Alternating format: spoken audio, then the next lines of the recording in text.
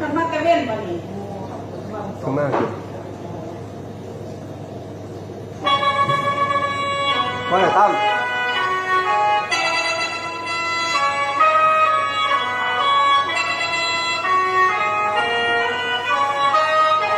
เนี่ยเลย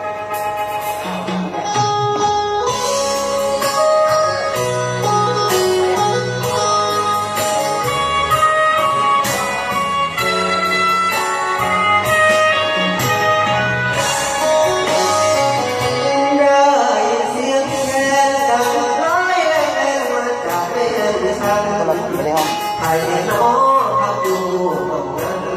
คนไกลบ้านคือเฮาบ่น้องทำนองไหลน้องไอ้สาวฟังแล้วเขาคือพอดแม่โอสะกิดใจให้คิดก่อนหลังสิ่งที่รออยู่ในความตานับแต่ความจนความทุกข์ยิ่งให้น้องมินอยากงานก็เศร้าแต่เศร้า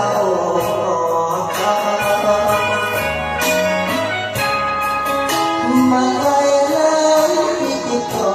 อยู่ก็ขอบ่ได้ฟังล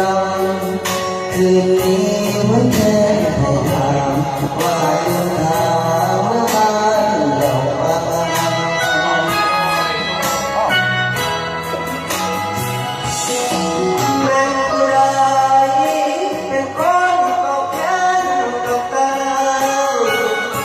แต่คนลอยฟ้ามันคลางแห่งใจร้ายคนอยู่มันจันจะบอกแค่ว่าสมรทานทานยืนยันว่าจะขอเป็นพันอ่อนสอนน้ำใจเจ้าของเสียงเพลงลายสุดแน่เสียงกันและจะเป็นฉันหลอกเดียวหนาวให้บ้านสู่กระฝันบนพระยาแสนให้แดงนิ้วคือปัญหาคนบ้านเขากันห่างกันเฝ้าที่แน่เด้อบอกแค่ช่วยเป็นตัวแทนรอใจใจว่า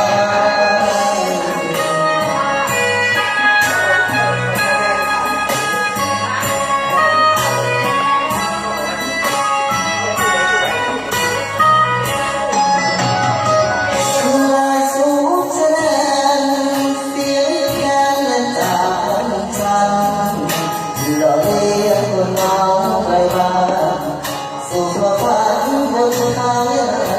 แสนในแดนนี้คือการทำทั้งการเฮาให้กับมันแย่พออีกนะเด้อบอกแทนช่วยใจตัวแทนรอใจ